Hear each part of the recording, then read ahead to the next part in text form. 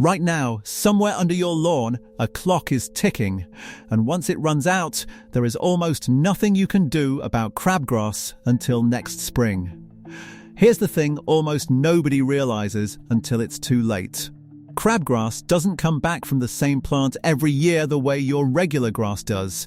It dies every single winter, completely, and then comes back from seed. Which means there is one short window, usually about 2 weeks long, where you can stop an entire summer's worth of it before it even starts growing. Get it right, and you barely see a single weed for months. Miss it, and you're not preventing crabgrass anymore. You're just fighting it. In July, in the heat, on your hands and knees. And the most frustrating part? Almost everybody figures this out about 1 week too late. Not because they're lazy, because they're watching the calendar, when the calendar is the wrong thing to watch. So let's fix that. By the end of this, you'll know exactly when your window opens, how to tell the day it's happening, what to actually put down, and the 4 mistakes that quietly waste the whole thing, even for people who do everything else right. Let's start with why this window even exists, because once you understand the enemy, the timing makes total sense. Crabgrass is what's called a summer annual. That word annual is the whole ballgame. It germinates from seed in the spring, it grows like crazy all summer, it throws out those flat, ugly, star-shaped clumps that take over the edges of your driveway, and then at the first hard frost in fall, it dies. All of it. Every plant, gone, so you'd think that's good news. The problem dies on its own every year. Why does it keep coming back? Because before it dies, it has one job, and it is terrifyingly good at it. A single crabgrass plant can drop an enormous number of seeds back into your soil. We're talking tens of thousands from one plant, and by some counts, well over 100,000. Those seeds settle into the top layer of your lawn and just wait. They can stay viable down there for years. So that one plant you ignored last August didn't just die. It left behind a buried army, sitting in your soil right now, waiting for a signal to wake up. And that signal is the whole reason for the 2-week window. Crabgrass seeds don't wake up on a date. They don't check a calendar, they don't care that it's April, they don't care that it's spring. They wake up based on one thing, and one thing only: the temperature of your soil. This is the single most important idea in this entire video, so let me say it plainly. Crabgrass germination is triggered by soil temperature, not air temperature, and not the date on the wall. When the soil in the top inch or two warms up and holds steady at around 55 degrees Fahrenheit, which is about 13 Celsius. For a few days in a row, those buried seeds start sprouting. As the soil keeps warming into the 60s and 70s, you get the big flush, wave after wave of it. So now the window makes sense. Your one shot is the stretch of time after the soil starts warming up, but before it crosses that 55-degree line. That's it. That's the gap. And depending on your spring, that gap is often only a couple of weeks. Once the soil is consistently past 55 and the seeds have actually germinated, the main tool we're about to talk about basically stops working. You've missed it. You're now playing defense for the rest of the summer.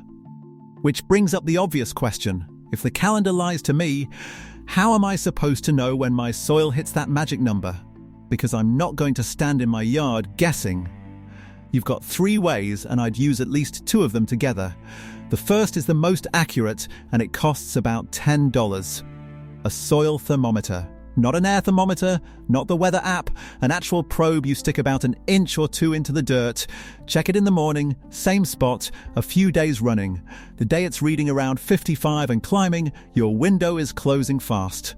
This is what the professionals actually do, and it's the one method that doesn't care what part of the country you live in.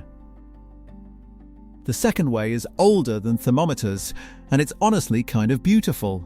You let the plants tell you.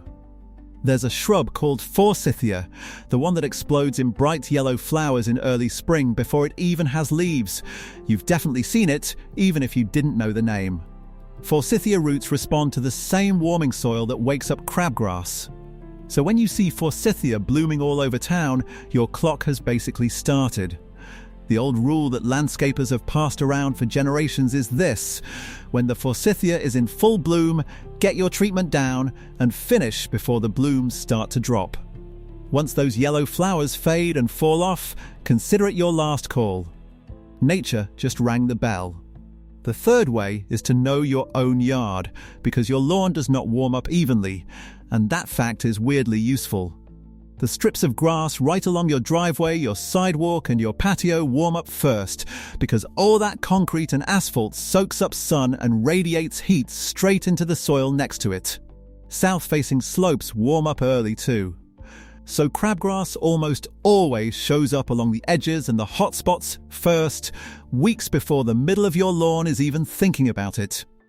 If you've ever wondered why crabgrass loves the crack between your lawn and your driveway so much, that's why. That's the warmest dirt you own. Put those together and you've got your answer.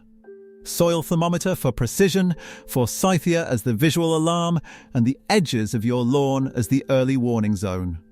When those line up, you move. And what you move with matters just as much as when. So let's talk about the actual move, because this is where a lot of people grab the wrong product and waste their whole window. The tool for this job is called a pre-emergent herbicide, and the name tells you everything. Pre meaning before. Emergent meaning the weed coming up out of the ground. A pre-emergent does not kill weeds you can already see. Let me say that again, because it's the number one misunderstanding in lawn care. A pre-emergent will not kill a crabgrass plant that's already growing. If you can see it, it's too late for this product. What a pre-emergent actually does is sneakier and smarter. When you put it down and water it in, it forms a thin chemical barrier in the very top layer of your soil. It doesn't stop the seeds from sprouting. It lets them start, and then it stops the tiny seedling from developing a working root system right as it tries to push up through that barrier. The weed dies before it ever breaks the surface. You never see it. To you, it just looks like crabgrass never showed up. That's a win you literally cannot see, which is kind of the point. Now, which one do you buy?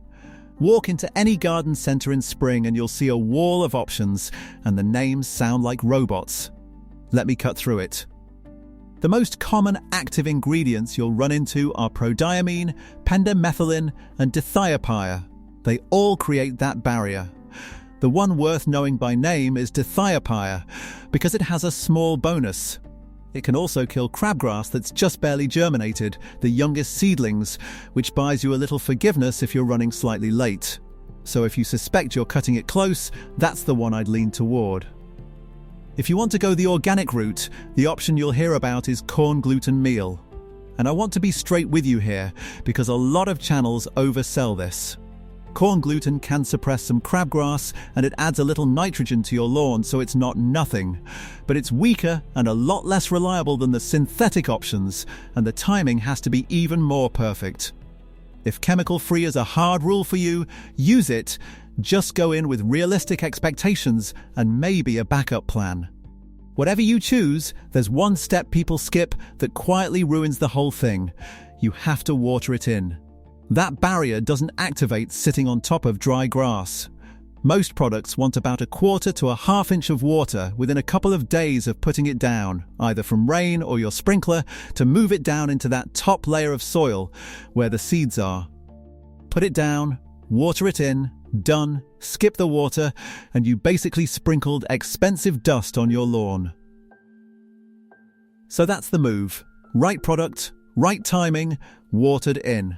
Sounds simple, and it is. Which is exactly why it's so frustrating when it doesn't work, because there are 4 mistakes that wreck the results for people who genuinely did the hard part right, and this next one is the most painful of them all. Mistake number 1, and this is the big one. Putting down pre-emergent at the same time you're trying to grow new grass. Think about how a pre-emergent works. It stops seeds from establishing roots.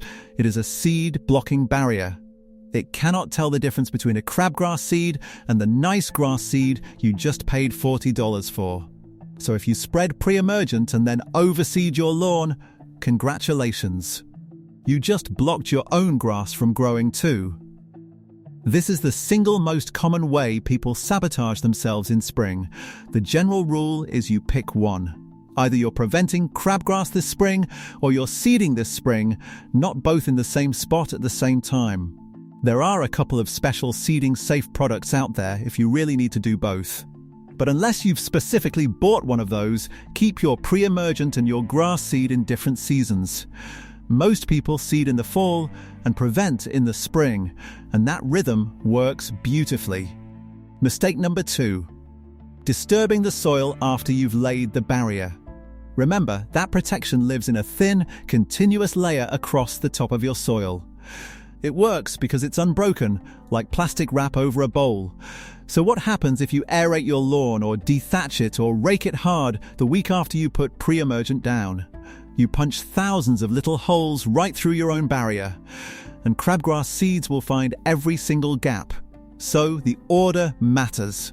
If you're going to aerate or dethatch this spring, do it first, and then lay your pre-emergent over the top. Never the other way around. Mistake number 3 is the sneaky one, because it punishes people for being early. A lot of folks here don't be late and panic and put their pre-emergent down in like late winter, weeks before the soil is anywhere near 55. Feels safe, right? Here's the problem. That barrier doesn't last forever. It slowly breaks down over time, usually giving you somewhere around 2 to 3 months of strong protection depending on the product. So if you put it down way too early, it can start fading right as crabgrass germination is hitting its peak. You burned your protection on weeks when nothing was sprouting anyway. This is why the pros often do a split application. They put down a first round timed to that early window, and then a second, lighter round 6 to 8 weeks later to extend the barrier deep into the summer, because crabgrass doesn't all germinate on one day, it comes in waves. One application stops the first wave, the split stops the rest. And mistake number 4 isn't about the product at all, it's your mower. A lot of people cut their grass way too short because short looks tidy and means mowing less often. But crabgrass seeds need warmth and sunlight hitting the soil to germinate. When you scalp your lawn down to 1.5 inches, you're rolling out a sunny welcome mat for them. When you raise your mower up and keep your grass taller, around 3 to 4 inches for most common lawn types. That taller canopy shades the soil, keeps it cooler, and blocks the light those seeds are waiting for. You are literally turning off the trigger. Same lawn, same seeds, just a different mowing height and a meaningfully different amount of crabgrass. And that mowing point actually leads to the part of this that I think matters most, the thing the lawn care companies don't really want to lead with. Because you can't sell it in a bag. Here's the uncomfortable truth. Pre-emergent is a patch. It's a fantastic patch, you should use it, but it's treating a symptom. Crabgrass is an opportunist. It does not invade thick, healthy, dense lawns. It physically can't, because there's no bare soil and no sunlight reaching the dirt for the seeds to use. It invades thin spots, bare patches, scalped areas, compacted ground along the driveway, the places where your good grass gave up. So every single crabgrass plant in your yard is actually pointing at a weakness in your lawn and saying, right here, this spot is open. Which means your neighbour with the flawless lawn who never seems to touch a weed, he's probably not a chemistry genius. His grass is just thick enough that crabgrass never gets a foothold in the first place. The chemical is his insurance policy, not his whole strategy. A dense lawn, mowed tall, watered deeply but not too often, and overseeded in the fall to fill in the thin spots. Will outcompete crabgrass on its own. The pre-emergent just covers you while you build that density over a couple of seasons. Think of the herbicide as buying time and the thick lawn as the actual cure. So that's the full picture. But I know some of you are watching this in May or June, looking out at a lawn that already has crabgrass in it thinking, great, I missed it. So what now? First, take a breath, because it's genuinely not the end of the world. If the crabgrass is already up and growing, the pre-emergent ship has sailed for this year, but you're not out of options. Now you're looking at a post-emergent herbicide, one made specifically to kill crabgrass that's already visible. The common one you'll see for this is called quinclorac, and these products work far better on young crabgrass than on big established clumps, so the sooner you act, the better your results. If you've only got a few plants, honestly, just pull them. Crabgrass has a shallow root system, and a young plant comes up pretty easily, especially after a rain. Get it before it goes to seed and you've stopped it from restocking that buried army for next year. And that's the part I really want to leave you with, because it reframes this whole thing. Even if you lose this entire summer to crabgrass, remember what it is: an annual. It's going to die at the first frost no matter what you do. You don't have to defeat the plants you have. What you actually have to do is stop them from dropping seed. And then be ready with your pre-emergent next spring when that window opens again. Every crabgrass plant you stop from seeding this year is hundreds of plants that never exist next year. Skip it, let them seed, and you've just made next spring's job dramatically harder. Win or lose, the game is always really about next year's seeds. So here's where you actually are right now. You know the trigger isn't the calendar, it's your soil hitting around 55 degrees. You know how to read the window with a cheap soil thermometer and the forsythia blooming as your alarm. You know the move, a pre-emergent watered in before that line gets crossed, with dithiopia as your buffer if you're cutting it close. You know the 4 mistakes that waste it: seeding at the same time, disturbing the barrier, going too early, and mowing too short. And you know the long game, that a thick lawn is the only thing that ever truly ends this. So do one thing for me today, before you click away and forget. Go outside and look. Is the forsythia blooming in your neighborhood yet? Is it just starting, or are the flowers already dropping? Because that one look tells you whether you've got 2 weeks, 2 days, or whether the window already closed and you're on to plan B. Your lawn is already telling you. You just have to go read it. Now I'm curious where you land on the big debate in the comments, because lawn people are split on this one, and it gets heated.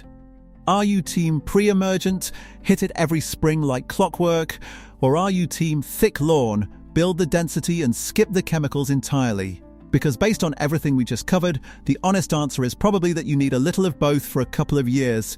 But I want to hear which side you actually live on. Tell me down below.